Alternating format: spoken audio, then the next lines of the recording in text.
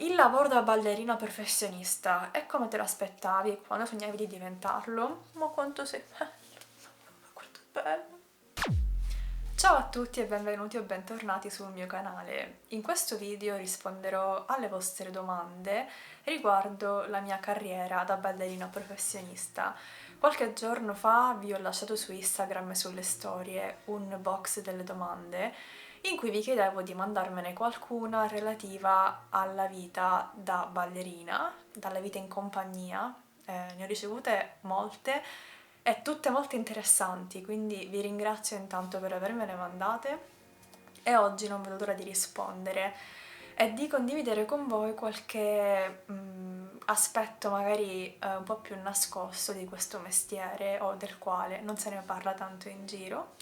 Se non volete perdervi i prossimi box delle domande, perché sicuramente ne farò altri in futuro, vi invito a seguirmi su Instagram, il mio nome è Federica_Bona, così che se avete altre domande per un futuro video potete mandarmele lì, ma potete anche lasciarle qui sotto nei commenti se volete, e così in futuro vi risponderò. Detto questo, mentre risponderò alle domande io cucirò le punte, tanto per cambiare, perché devo farle, quindi faccio due cose contemporaneamente per risparmiare tempo. Ho fatto un video di recente in cui mostro come preparo le mie scarpette da punta e ve lo lascio sulle schede e in descrizione se volete vederlo. Comunque sono già quasi pronta, devo soltanto cucire i nastrini, mi piace molto cucire mentre parlo, quindi ho detto perché no, facciamolo contemporaneamente. Breve presentazione per chi ancora non mi conosce: io sono Federica, ho quasi 27 anni da compiere il prossimo mese e faccio parte del corpo di ballo del Czech National Ballet di Praga da agosto 2019. Mi sono diplomata alla Scala di Milano e quindi sono in questo mondo della danza classica da oltre 20 anni. In questo canale vi porto con me nella mia vita, faccio prevalentemente vlog, quindi dietro le quinte degli spettacoli, cosa mangio in un giorno, vi mostro anche i miei allenamenti e vi parlo anche di veganismo e diritti degli animali. Se quindi questi argomenti vi interessano, mi raccomando, cliccate nel bottone qui sotto iscriviti per non perdere i prossimi video e supportarmi. Ho notato che la maggior parte delle persone che guarda i miei video effettivamente non sono iscritti al canale, il che è assurdo perché se vi piacciono iscrivervi è un modo per seguirmi e non perdervi mai i nuovi contenuti, quindi grazie mille se lo farete. Cominciamo subito con le domande che ho qui nel telefono. La prima è: capisci e parli bene l'inglese, vero? Sì. Purtroppo, nonostante io viva qui a Praga, come dicevo, da quasi 7 anni, ancora non ho imparato bene la lingua ceca, quindi mi devo arrangiare con l'inglese.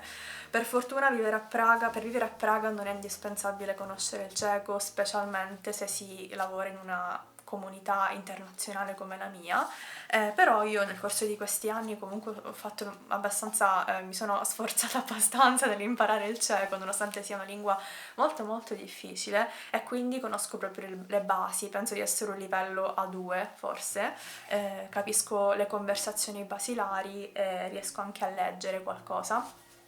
Al supermercato, alle poste per esempio, riesco bene a comunicare, però sicuramente non ho un livello sufficiente per dialogare con qualcuno in ceco, e quindi assolutamente sì, capisco e parlo bene l'inglese. L'inglese è una lingua che studio ovviamente nelle scuole elementari, come tutti noi, e mi è sempre piaciuta molto. Al liceo ero anche molto brava, però devo ammettere che quando sono arrivata qui a Praga non ero bravissima, cioè avevo quella conoscenza dell'inglese scolastica che comunque non ti permette di comunicare al meglio, soprattutto con i miei colleghi che erano inglesi o americani, perché con le persone magari spagnole, anche con i cechi stessi che non hanno la lingua madre, non è l'inglese, è più facile comunicare, però con quelli che effettivamente parlano inglese dalla nascita vi assicuro che all'inizio non riuscivo proprio a capirli, cioè mi sembrava che parlassero una lingua completamente differente, però poi vivendo qui, parlandolo ogni giorno, guardando anche film in inglese, ormai è la mia seconda lingua e penso di conoscerla forse anche meglio dell'italiano, cioè mi rendo conto che a volte non riesco a trovare le parole in italiano. E se non fosse che parlo con i miei genitori e ho dei colleghi italiani forse lo perderei, perché ogni giorno io col mio ragazzo a casa parliamo in inglese è perché anche l'attivismo lo faccio in inglese, guardo film, video in inglese e quindi sì, secondo me conoscere questa lingua è un vantaggio incredibile quando si vuole fare un lavoro come il ballerino, perché effettivamente ti apre le porte per lavorare un po' ovunque. Prossima domanda, riesci ad avere del tempo libero? Sì, in generale sì, sicuramente ho più tempo libero rispetto a quando studiavo, questo assolutamente, perché comunque dovete considerare che la nostra stagione dura da agosto fino al 1° di luglio, poi abbiamo un mese, quindi 7 settimane se non sbaglio, di vacanze estive, tutto luglio e 2 settimane di agosto, ma sono 5 settimane.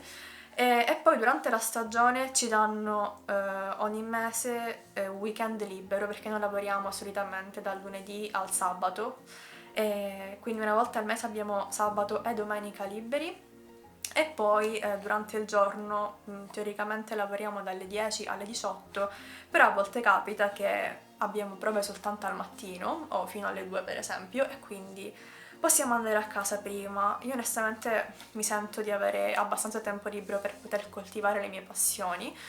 Ci sono dei periodi ovviamente più intensi, come vi raccontavo nel video precedente, quando facciamo il Lago di Cigni per esempio, oppure quando abbiamo 3 spettacoli alla settimana, anche 4, che in quel caso il mio tempo libero lo uso soltanto riposandomi, non facendo niente per recuperare un po' le energie.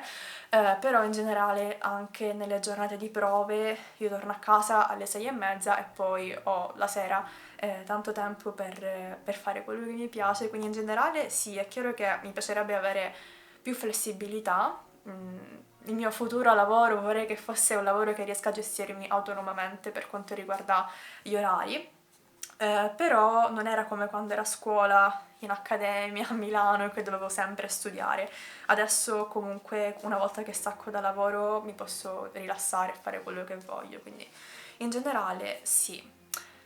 Prossima domanda, come si decide chi interpreterà quale ruolo? Questa secondo me è una domanda interessantissima, specialmente per le persone che si trovano all'esterno da questo ambiente. Se io non fossi una ballerina sarei super curiosa di saperlo perché me lo sono sempre chiesta prima di entrare in questo mondo. Allora, vi spiego, le compagnie di balletto professionali sono divise non so come si dice in italiano, ecco, ritorniamo al problema di prima, tipo in categorie, c'è il corpo di ballo, poi ci sono i demisolisti, i solisti e i primi ballerini, almeno questo al Czech National Ballet, poi ogni compagnia in realtà ha le sue specifiche caratteristiche, per esempio in Italia e in Francia c'è la figura dell'étoile, che qui non abbiamo. Quindi che succede? Che teoricamente nei balletti in generale, quando sei corpo di ballo fai i ruoli di corpo di ballo, se sei solista fai i ruoli di solista, i primi ballerini fanno soltanto i primi ruoli, per intenderci fanno Romeo e Giulietta in Romeo e Giulietta, e teoricamente non potrebbero fare ruoli inferiori. In realtà però non è sempre così. Cioè, a volte capita, perché poi uno pensa, così uno come fa a fare carriera se è per sempre bloccato nello stesso gruppo? Per fortuna, quando il direttore, gli insegnanti notano dei talenti, delle persone che effettivamente sono forti tecnicamente, a volte capita che quando escono i cast per uno specifico balletto vi siano delle ragazze e dei ragazzi di corpo di ballo inseriti in ruoli da solista.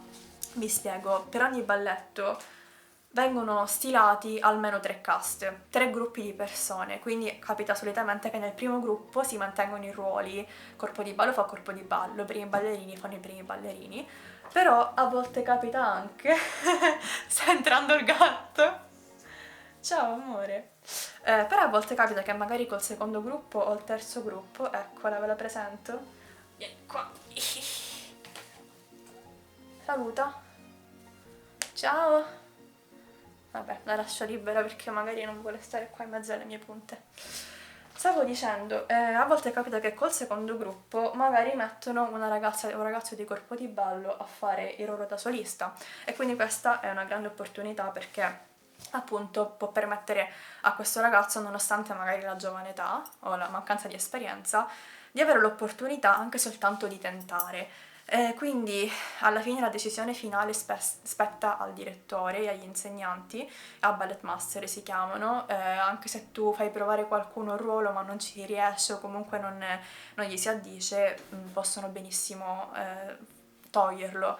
Purtroppo non c'è mai la sicurezza che tu possa avvalare quello che ti viene promesso, purtroppo. Però sì, è un misto di fortuna, anche bisogna essere scelti da altri, quindi non sempre comunque il tuo lavoro viene ricompensato per quello che tu pensi di meritarti. Però nella maggior parte dei casi, se c'è un ragazzo molto talentuoso, anche se è giovane, le opportunità di farsi vedere in un ruolo più importante gli vengono date. Prossima domanda, la tournée più bella con la compagnia? Oddio, tutte queste domande sono una più bella dell'altra. Forse direi quella in Oman che abbiamo fatto, oddio quando è stato, forse 2 anni fa. Siamo stati a Muscat, che è un posto che onestamente non conoscevo, perdonatemi per l'ignoranza. Avevo molti pregiudizi a riguardo, ero anche spaventata essendo un posto comunque nel Medio Oriente e non sapevo nulla a riguardo, però è stato bellissimo perché intanto ho trovato una cultura completamente nuova, diversa, che purtroppo non significa che io la condivida assolutamente, perché per esempio nel caso delle donne ho avuto la sensazione che fossero proprio viste come degli oggetti e che l'uomo, per via anche della loro religione, l'uomo fosse un po', avesse più responsabilità e anche più valore nella coppia o nel contesto familiare. Però a parte questo il posto è bellissimo, ho mangiato benissimo. Mi ricordo che eravamo in questo hotel che aveva un buffet 24 ore attivo e c'erano dei buonissimi hummus di vari gusti che ho adorato, frutta, verdure fresche, quindi sì. Poi anche il teatro era molto bello, forse sì, in Oman ho apprezzato anche la spiaggia, mi ricordo che siamo andati a nuotare, ho fatto un vlog di questa tournée che vi lascio anche questo nelle schede e in descrizione. Però sì, forse, vabbè, anche quella in Cina mi è piaciuta moltissimo, ad Hong Kong ultimamente. E anche quella a Torino, oddio non so scegliere in realtà, andare in tournée per me è sempre bellissimo, però sì, forse anche quella a Torino è stata molto bella perché era in Italia ovviamente e perché mi ha permesso di presentare il mio romanzo autobiografico, che se ancora non l'avete letto fatelo, si chiama La bambina che amava danzare, lo trovate su Amazon, è la mia storia dalla prima lezione di danza fino al diploma alla Scala. E quindi sì, anche Torino è stato bellissimo, sia quest'anno sia 2 anni fa.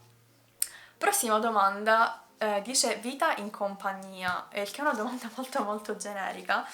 Quello che posso raccontarvi a riguardo è che noi abbiamo ogni mattina la lezione di danza classica obbligatoria dalle 10 alle 11:15 in cui facciamo la sbarra e il centro.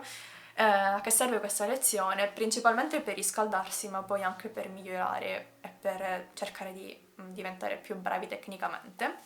Dipende poi ovviamente tu da come te la prendi, perché a volte se abbiamo 2 spettacoli la fai soltanto per riscaldarti, se invece magari è una giornata di prove più leggera puoi lavorare di più anche a lezione. Poi abbiamo le prove dalle 11:30 fino alle 2 o alle 2:30.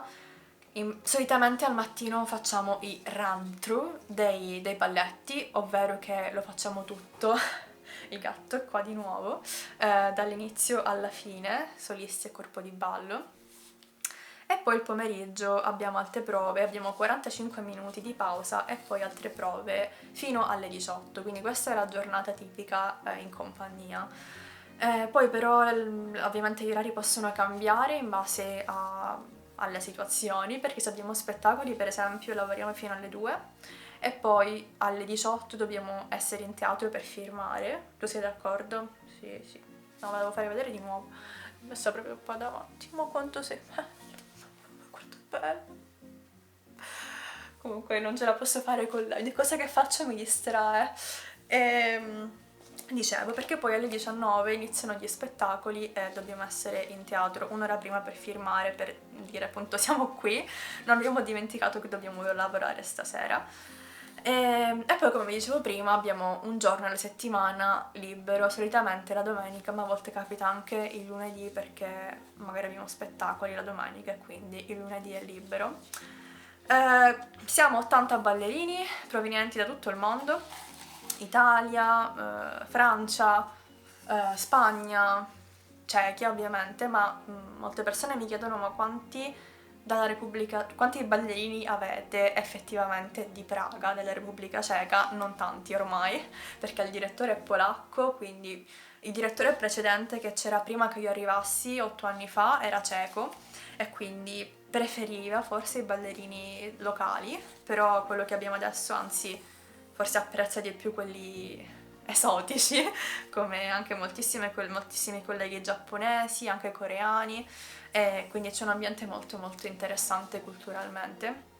E poi abbiamo, se non sbaglio, 10 spettacoli, cioè 10 produzioni per stagione, quindi più o meno uno ogni mese, ma questo ovviamente può cambiare, e andiamo in tournée 3 o 4 volte a stagione. Quindi spero di essere stata abbastanza esaustiva con questa risposta.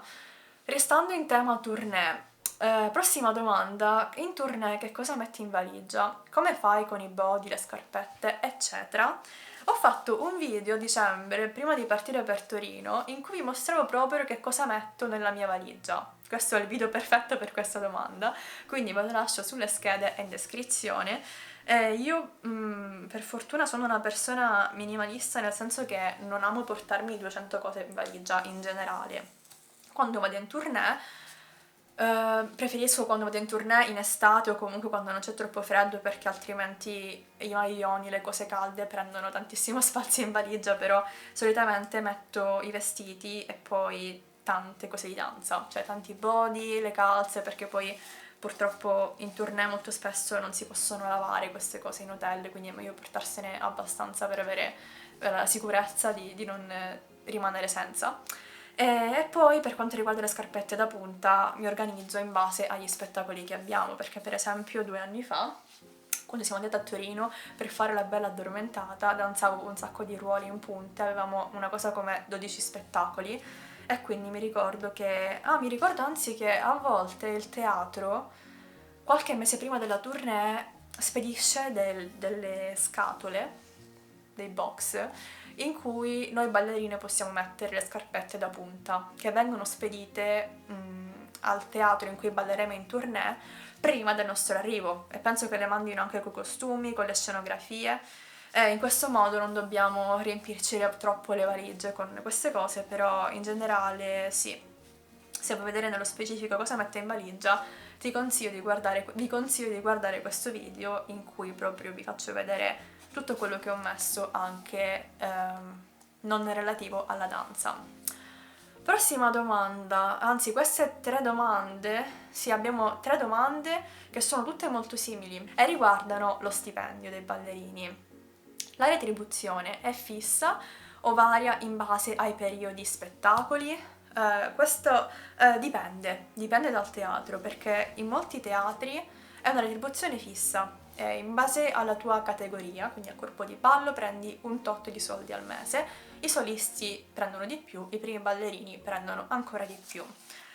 Però nello specifico qui al Czech National Ballet la situazione è un po' diversa, perché sì, il nostro stipendio mensile è fisso in base al nostro ruolo, quindi abbiamo per così dire una somma fissa che ci viene data ogni mese, però poi ogni spettacolo ci vengono dati dei bonus. Solitamente abbiamo 200 corone ceche che equivalgono a circa 8 euro, che è soltanto di presenza allo spettacolo, cioè anche se fai soltanto un'entrata, la firma che tu quella sera hai ballato ti danno 8 euro in più, e poi ogni ruolo in ogni spettacolo ha un diverso costo, non so come spiegarlo. Per esempio, con i Cigni del Lago di Cigni penso che prendiamo 25 euro. Ciò vuol dire che per ogni spettacolo abbiamo questi soldi extra, più ovviamente nel Lago di Cigni non facciamo soltanto i cigni, ma abbiamo anche le danze nel terzo atto, il primo atto, quindi secondo me c'è all'incirca per spettacolo tra i 20 e i 50 euro in più che vengono aggiunti come bonus. Poi ci sono anche bonus per le premiere, quindi sicuramente quando facciamo più spettacoli balliamo di più, abbiamo più soldi, oltre allo stipendio che non si tocca, è sempre uguale. Quando invece sono per esempio in estate che non balliamo, poi prendiamo un po' di meno, semplicemente questo. Nel frattempo io ho già cucito la prima scarpetta. Anzi no, stavo scherzando perché devo ancora cucire l'elastico, quindi no. La prossima domanda è relativa allo stesso argomento. In che paese la retribuzione è migliore? Questa è una domanda difficilissima, raga. Ho dovuto fare una ricerca per rispondervi perché onestamente non me ne ero mai posto questo problema, visto che io non faccio la ballerina per i soldi, altrimenti non farei questo mestiere, farei tanto altro.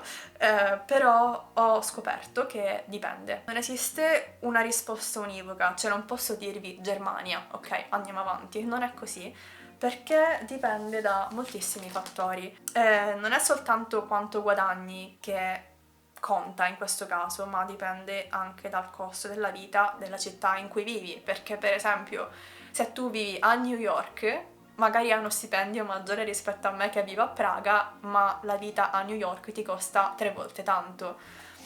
Quindi non è soltanto lo stipendio, ma anche per esempio le garanzie che ti dà un contratto lavorativo in una specifica compagnia, le tutele, la pensione, sono tantissimi fattori che fanno la differenza in questo campo. Per quello che la mia ricerca le informazioni che mi ha fornito la mia ricerca sono che in realtà in America sembra che il potenziale di guadagno sia maggiore, ma onestamente è una cosa alla quale non credo tanto, sono un po' scettica a riguardo perché sentivo i ballerini del New York City Ballet lamentarsi del fatto che il loro stipendio fosse inferiore all'affitto che devono pagare per vivere a New York, quindi questa è una cosa che onestamente non mi stupisce conoscendo l'America e il suo sistema.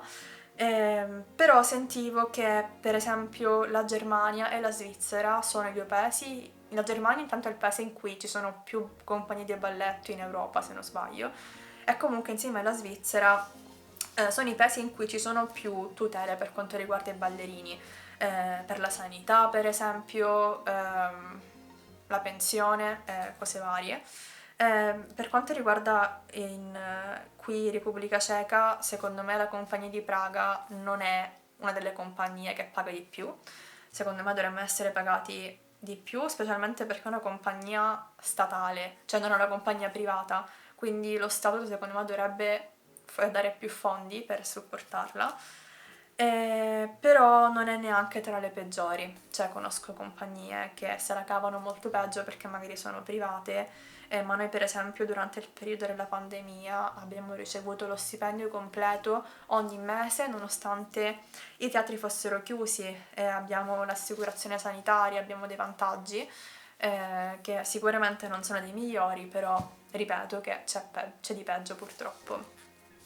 L'ultima domanda è relativa a questo argomento dei soldi è: quanto si guadagna? È un lavoro precario?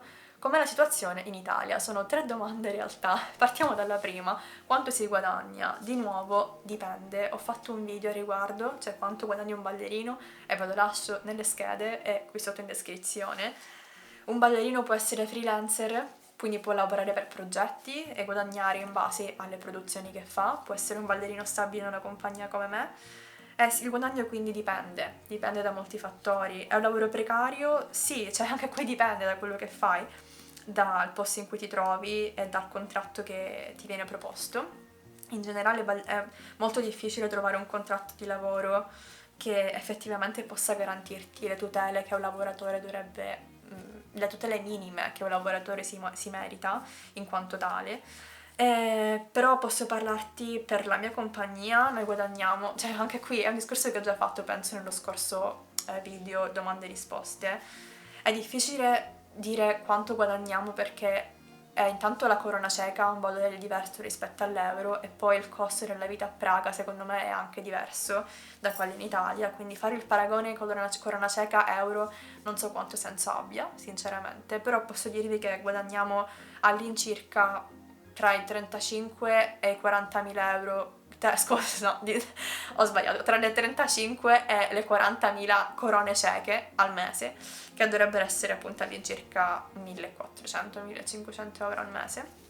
Nel frattempo ho sbagliato a cucire la punta e quindi mi sto un pochino incartando, mi sa che dovrò ricominciare con questo elastico. Ai ai ai, anche le ballerine professioniste sbagliano a cucire le punte a volte dopo 25 anni che lo faccio. E poi la domanda chiede com'è la situazione in Italia. Io ho lavorato in Italia nel 2019, sì, dopo il diploma, col Teatro San Carlo, quindi questa è l'unica informazione, l'unica mia esperienza. So di sicuro che il Teatro alla Scala per i ballerini stabili paga, penso, sufficientemente bene, non ne sono sicura in realtà. Però poi per quanto riguarda i ballerini a contratto a termine, in tutte le compagnie italiane come Roma, Napoli, Palermo e Milano, appunto, lì il contratto, cioè loro ti chiamano per produzione, quindi tu magari puoi avere uno stipendio decente, però ti chiamano soltanto 6-7 mesi l'anno, quindi poi per gli altri mesi sei scoperto. E mi ricordo che a Napoli forse guadagnavo all'incirca 1800 euro, se non mi sbaglio, forse anche un poco di meno. Però appunto cioè, il contratto era soltanto per il Lago dei Cigni, quindi poi penso che abbia più senso guadagnare un pelo di meno, ma avere un contratto comunque come il mio di 2 anni in 2 anni, che guadagnare un po' di più al mese, ma non sapere mai se ti verrà rinnovato il contratto, se verrai chiamato oppure no.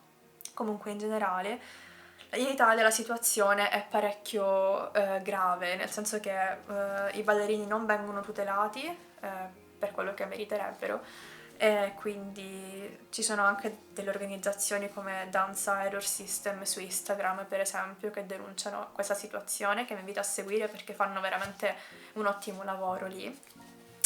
E quindi il mio augurio è che in futuro la situazione in Italia possa cambiare, che il mestiere del ballerino possa essere riconosciuto come un mestiere dignitoso e che non dobbiamo sempre giustificarci o persino andare a spiegare alle persone che fare il ballerino effettivamente è un mestiere, perché tu sprechi anni di formazione in cui investi nel tuo futuro, quindi studi per tanti anni, poi ti sacrifichi tantissimo per riuscire ad arrivare a un buon livello e poi quando ci arrivi purtroppo il lavoro non è garantito per tutti. Ci sono secondo me troppi aspiranti ballerini e troppi pochi posti disponibili. Ultima domanda, il lavoro da ballerina professionista è come te lo aspettavi quando sognavi di diventarlo? Forse no. Mi spiego un po' meglio. Io non ho mai avuto da piccolina il sogno di diventare una ballerina professionista come forse la maggior parte delle bambine fa, nonostante facessi danza, nonostante mi piacesse moltissimo, perché io amavo studiare, quindi facevo danza soltanto perché mi piaceva ballare, mi divertiva stare con le mie compagne, però non sognavo di fare questo mestiere e quindi automaticamente non avevo aspettative perché non pensavo neanche che fosse possibile fare questo lavoro a tempo pieno e non sapevo concretamente come fare per diventare una ballerina professionista. In un qualche modo ce l'ho fatta, non so neanche io come, a volte me lo chiedo. E ovviamente poi quando il sogno cominciava a diventare più concreto, specialmente durante gli anni a Milano, mi ero fatta delle aspettative e sinceramente pensavo che sarebbe stato forse anche più difficile di quello che è, perché alla fine secondo me la parte più difficile è studiare, diplomarsi in un'accademia e riuscire ad arrivare a 18-19 anni con una tecnica forte che possa consentirti di entrare in compagnia. E poi l'ostacolo più grande, forse questo è principale, è effettivamente trovare un lavoro, cioè trovare una compagnia che possa accoglierti, perché mi ricordo la frustrazione di quando sei appena uscito dalla scuola, che tutte le compagnie ti richiedono anni di esperienza e tu dici ma io come faccio a farmi l'esperienza se non me la fai fare tu? Cioè questo è ovviamente un po' un paradosso, però io mi aspettavo che sarebbe stato più difficile riuscire a trovare un posto in cui potessi sentirmi a casa, come è oggi qui a Praga, è un posto in cui mi conoscessero tutti, in cui potessero anche fidarsi di me e valorizzarmi, nel senso apprezzarmi per la ballerina che sono. Quindi il problema qual è? Che inizialmente, all'inizio della mia carriera, ho fatto l'errore di focalizzarmi al 100% sul mio lavoro, il che secondo me non è sano perché poi tutta la tua vita gira intorno alla danza e una volta che tu hai magari un piccolo problema al lavoro, il tuo intero mondo crolla. quindi con gli anni ho imparato a trovare delle altre passioni da inserire nella mia vita, da coltivare, perché per trovare anche un po' di equilibrio. Il fatto è che quando tu inizi a trovare altre passioni, poi inizi a mettere in dubbio il tuo lavoro da ballerina, cioè ti chiedi se effettivamente ti riesci a soddisfare al 100%. È chiaro che i sogni da bambina sono cambiati, nel senso che magari una persona quando è piccola e sogna di fare la ballerina pensa di diventare étoile, prima ballerina dei teatri più importanti del mondo, poi effettivamente vieni incontro alla realtà e scendi coi piedi per terra e ti rendi conto che queste sono eccezioni, c'è soltanto veramente il top del top, secondo me tipo il 10% ti riesce a diventare così di successo. E di conseguenza ridimensioni un po' il tuo ruolo e capisci che è un mestiere che in realtà ti richiede moltissimi sacrifici, stare lontani da casa, doversi allenare costantemente, dover mantenere la forma fisica, anche migliorare tecnicamente, avere a che fare col cibo, col proprio corpo, col paragone con gli altri, col fatto che a volte non si è soddisfatti di quello che ci viene dato, che si vorrebbe sempre fare di più. E di conseguenza ti rendi conto che la danza, quando diventi professionista, non può e non dovrebbe prendere il 100% della tua attenzione, perché altrimenti rimarresti deluso, secondo me. E quindi il lavoro da ballerina professionista, quando sognavo di diventarlo, mi sembrava molto più rose e fiori, sinceramente, ma ora che lo faccio da molti anni mi rendo conto che sono più sacrifici e più lavoro duro che cose belle, ma che alla fine ne vale sempre la pena, cioè sono sempre contentissima e soddisfatta e grata di fare questo mestiere, però mi rendo conto che a volte se non c'è una passione forte è davvero difficile continuare a farlo con la stessa motivazione, specialmente quando questa motivazione non arriva dall'esterno, per una persona come me che purtroppo cerca spesso conferme e approvazione. Trovarsi in un luogo così competitivo in cui effettivamente sei circondato da tantissimi talenti e persone talentuose è difficile farsi posto e farsi notare, però poi capisci che alla fine il sogno l'hai realizzato e lo fai anche per te stesso e quindi in un modo o in un altro riesci anche a goderti quello che hai senza perderti in aspirazioni irrealizzabili. Comunque, detto questo, le domande sono terminate. Se avete altre domande, fatemelo nei commenti, magari o vi rispondo subito oppure vi rispondo nel prossimo video. Io vi ricordo nuovamente di iscrivervi al canale per non perdervi i prossimi e vi faccio dare un ultimo saluto da questa adorabile gattina che è stata qui con me oggi tutto il tempo ad ascoltarmi, è vero? Io vi auguro una buonissima continuazione, noi ci vediamo molto presto in un altro video e vi mando un grande abbraccio. Ciao!